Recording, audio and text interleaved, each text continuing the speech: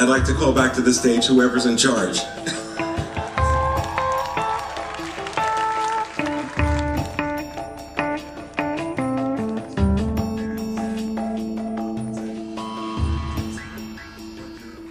This is actually my first time at a young adult cancer conference, and I remember during the opening ceremony looking around me and realizing that there were 450 other people just like me who had gone through these terrible things.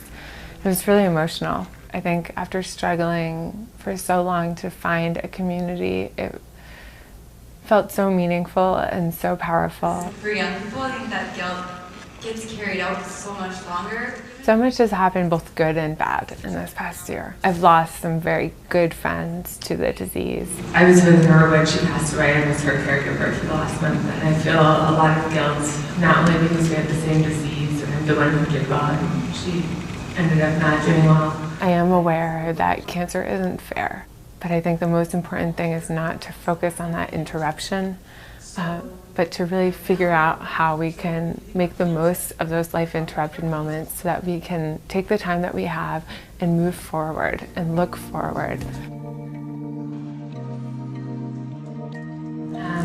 My name is Zuleika Jawad, and I write the Life Interrupted column in the New York Times, where I chronicle my experience as a 20-something with cancer. Cancer is not something that makes you want to share. It's something that makes you want to hide.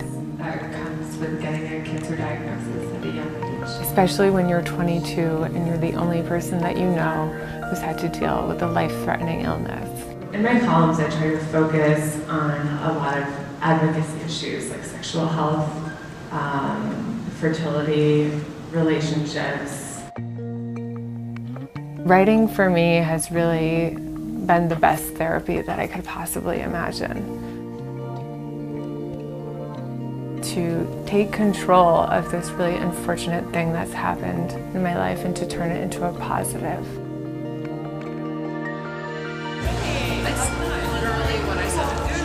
This is the first time that I've met a lot of the people who read my work, who write to me, who I chat with on Twitter, and it's been so amazing to see these people in person. I almost feel like I already know them, even though we're just meeting for the first time. Okay, a little cozier in there on your end. Okay, there we go. Nice. There are days when I feel overexposed, and there are days when I worry that I've become the cancer girl. I guess I never realized how much responsibility comes with the territory of sharing your story so publicly.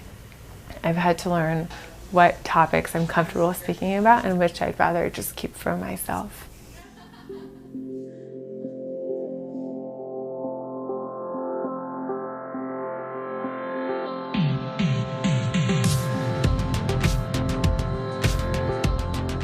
I'm here in Vegas with 4 beautiful young women with cancer who have also become some of my best friends.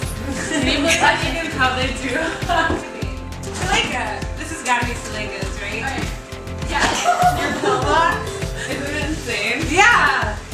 It's been really surreal because I've met all of them through the internet. When you're a patient who's feeling isolated or who's not able to get out of bed, there's this entire community at your fingertips. You style it. Yeah, you shampoo, you curl it. This is so nice to have a close-knit group of girlfriends who are there for you through the good and the bad without worrying that you're going to be the buzzkill because you're the girl who's sick. I loved your photos. Yeah, They're good. they're just like so raw. They're rough, man. The radiation ones are. Oh, I never showed you my gross picture. I know, you owe us one. We shared our grossest picture, our scar pictures from our cancer. It's crazy for me to think that just 1 year ago, I was in a bone marrow transplant unit and I had no hair and I didn't know if I was going to survive that summer. I think the biggest thing that makes that so special is that I'm well enough to do these things, which is not always a given.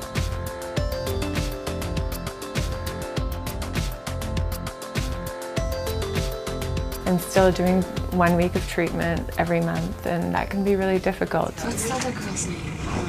Indian? Oh, Anjali. That's right, that's right. Or did you treat Anjali? I haven't seen her. She passed away. Did she? When? On Valentine's. Did you talk to her before that? Yeah, we were actually with her when she passed away. Didn't she spend Thanksgiving with you? Health is always my priority. And I've had to learn to balance this work that I care so much about in a way that doesn't take away from my recovery. I know that I'm able to handle the things that are thrown my way. And there's a strength that comes with knowing that. And I don't feel as scared as I used to when I think about the future.